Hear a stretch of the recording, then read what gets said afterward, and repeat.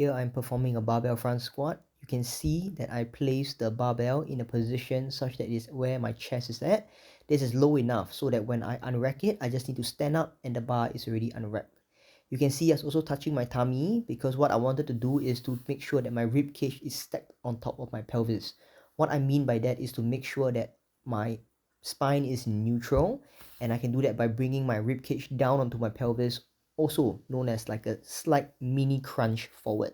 So when I crunch my abs down a little bit, that's when I'm stacking my rib cage on my pelvis, which allows my spine to be in neutral and allows me to brace properly.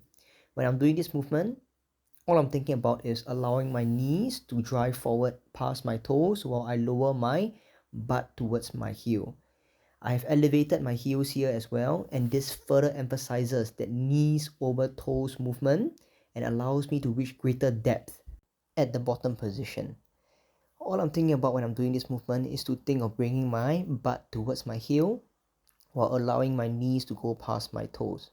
I'm keeping my body upright as well as pushing my elbows slightly higher up than above the bar so that the bar does not roll forward.